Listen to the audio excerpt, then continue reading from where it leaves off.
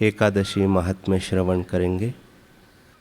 कामिका एकादशी का व्रत व रात्रि जागरण करने वाला मनुष्य न तो कभी भयंकर यमराज का दर्शन करता है और न कभी दुर्गति में ही पड़ता है।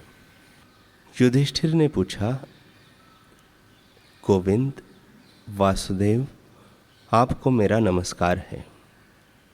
श्रावण गुजरात महाराष्ट्र के अनुसार आषाढ़ के कृष्ण पक्ष में कौन सी एकादशी होती है? कृपया उसका वर्णन कीजिए। भगवान श्री कृष्ण बोले, हे राजन, सुनो, मैं तुम्हें एक पाप नाशक उपाख्यान सुनाता हूँ। जैसे पूर्व काल में ब्रह्मा जी ने नारद जी के पूछने पर कहा था। नारद जी ने प्रश्न किया, हे भगवान, हे कमल नयन, मैं आपसे यह सुनना चाहता हूँ कि श्रावण के कृष्ण पक्ष में जो एकादशी होती है उसका क्या नाम है, उसके देवता कौन है तथा उससे कौन सा पुण्य होता है? प्रभु, यह सब बताइए। तब ब्रह्मा जी ने कहा, नारद, सुनो, मैं संपूर्ण लोकों के हित की इच्छा से तुम्हारे प्रश्न का उत्तर दे रहा हूँ। श्रावण मास में जो कृष्ण पक्ष की एकादशी होती है उसका नाम कामिका है। उसके स्मरण मात्र से वाजपेयी यज्ञ का फल मिलता है। उस दिन श्रीधर, हरि, विष्णु, माधव और मधुसूदन आदि नामों से भगवान का पूजन करना चाहिए। भगवान श्री कृष्ण के पूजन से जो फल मिलता है वह गंगा, काशी, नैमिषारण्य तथा पुष्कर क्षेत्र में भी सुलभ नहीं है। सिंह राशि के बृहस्पति होने पर तथा व्यतिपात और दंड योग में गोदावरी स्नान करने से जिस फल की प्राप्ति होती है वही फल भगवान श्री कृष्ण के पूजन से भी मिलता है।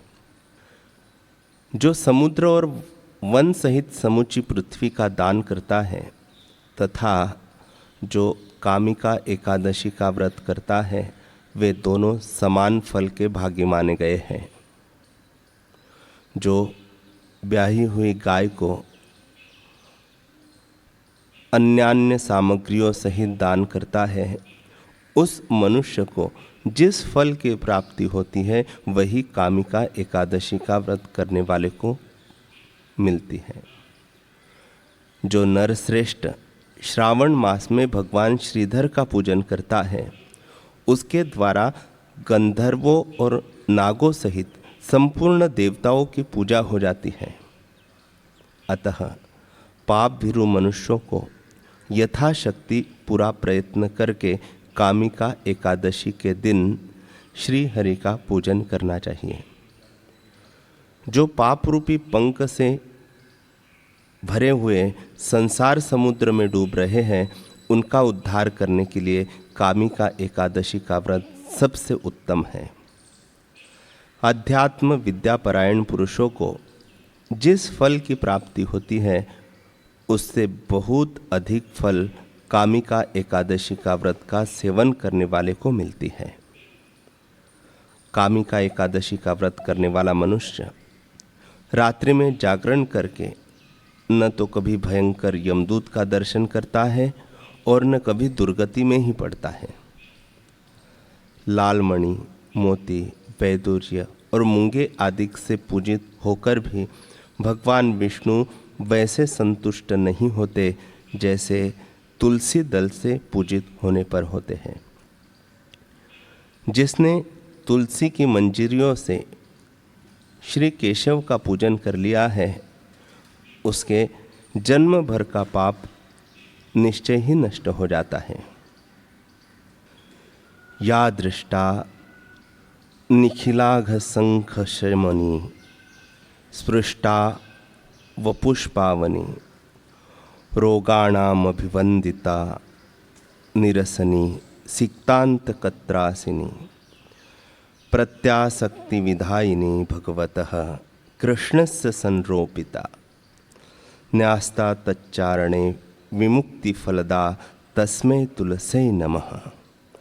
जो दर्शन करने पर सारे पाप समुदाय का नाश कर देती हैं, स्पर्श करने पर शरीर को पवित्र बनाती हैं, प्रणाम करने पर रोगों का निवारण करती हैं, जल से सींचने पर यमराज को भी भय पहुंचाती हैं, आरोपित करने पर भगवान श्री कृष्ण के समीप ले जाती हैं और भगवान के चरणों में चढ़ाने पर मोक्ष रूपी फल प्रदान करती है, उस तुलसी देवी को नमस्कार है। जो मनुष्य एकादशी को दिन रात दीपदान करता है, उसके पुण्य की संख्या चित्रगुप्त भी नहीं जानते। एकादशी के दिन भगवान श्री कृष्ण के सम्मुख जिसका दीपक जलता है, उसके पितर स्वर्ग लोक में स्थित होकर अमृत पान से तृप्त होते हैं। घी या तिल के तेल से भगवान के सामने दीपक जलाकर मनुष्य देह त्याग के पश्चात करोड़ों दीपकों से पूजित हो स्वर्ग लोक में जाता है। भगवान श्री कृष्ण कहते हैं, युधिष्ठिर, यह तुम्हारे सामने मैंने कामिका एकादशी की महिमा का वर्णन किया है। कामिका सब पातकों को हरने वाली है, अतः मानवों को इसका व्रत अवश्य करना चाहिए। यह स्वर्गलोक तथा महान पुण्य फल प्रदान करने वाली है। जो मनुष्य श्रद्धा के साथ इसका महात्म्य श्रवण करता है, वह सब पापों से मुक्त हो श्री विष्णु लोक में जाता है।